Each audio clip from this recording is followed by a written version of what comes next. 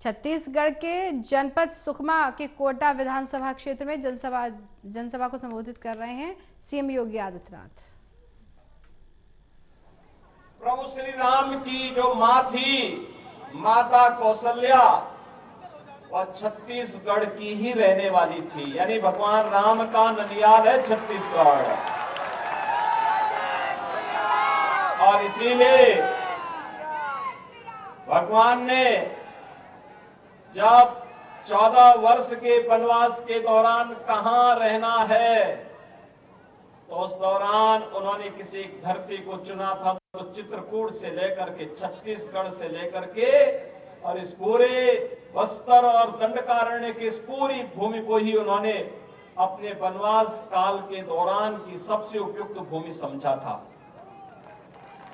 भाइयों बहनों, हजारों वर्षों की विरासत आपके साथ में है और प्रभु की ही कृपा है कि प्राकृतिक संसाधनों से भरपूर ये क्षेत्र एक और आपके संघर्ष की गाथा को, आपके पूर्वजों के संघर्ष की गाथा को हम सबके सामने प्रस्तुत करती है। लेकिन दूसरी ओर जिन लोगों की निगाहें इस प्राकृतिक धनी प्राकृतिक संपदा पर है, वे यहां पर माफिया राज, अपराध और नक्सलवाद को बढ़ावा देकर के, यहां के सामाजिक ताने बाने को छिन्न भिन्न करके, यहां असुरक्षा का वातावरण पैदा करके, यहां के नौजवानों और यहां के नागरिकों के बीच में, भोले भाले नागरिकों के बीच में, वनवासी आदिवासियों के बीच में अविश्वास की स्थिति पैदा करके उन्हें गुमराह करने का प्रयास भी कर रहे हैं। ये कोई नई बात नहीं है, ये प्राचीन काल से ही ये चीजें चली आ रही है।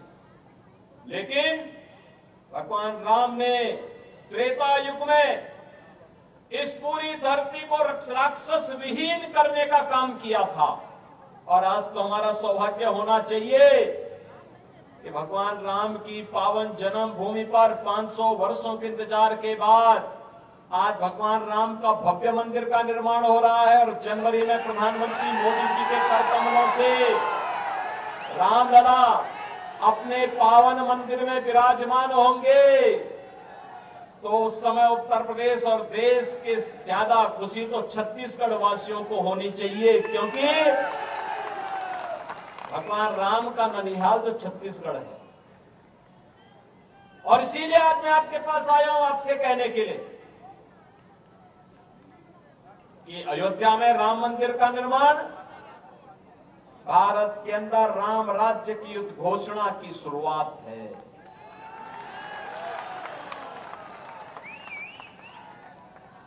राम राज्य की स्थापना, राम राज्य का मतलब एक ऐसा शासन जिसमें जाति, मत और मजहब के आधार पर कोई भेदभाव नहीं। योजनाओं का लाभ हर गरीब को, हर किसान को, हर वंचित को, हर आदिवासी को, हर नागरिक को उपलब्ध हो सके, हर व्यक्ति को उपलब्ध कराया जा सके। इसके लिए उन्हें किसी के सामने हाथ न फैलाना पड़े, बल्कि योजना का लाभ सीधे सीधे उन तक पहुंचे। इसके लिए राम राज्य है। उन्हें हर प्रकार की सुरक्षा मिले, संसाधनों पर उनका पूरा अधिकार हो, उन्हें हर प्रकार की सुविधा का लाभ भी प्राप्त हो। इसी को राम राज्य कहते हैं। और याद रखना, प्रधानमंत्री मोदी जी ने सही मायने में पिछले 9.5 वर्ष के दौरान देश के अंदर राम राज्य की आधारशिला रखी है। मकान सबको, प्रधानमंत्री आवास योजना में देश के अंदर 4 करोड़ लोगों को आवास की सुविधा प्रधानमंत्री जी ने पैसा उपलब्ध करवाया। 10 करोड़ गरीबों के लिए शौचालय दिए। देश के अंदर जिन लोगों के पास स्वास्थ्य की सुविधा नहीं थी, उनके 5 लाख रुपए प्रति व्यक्ति को स्वास्थ्य बीमा का कवर दिया। और यही नहीं, हर घर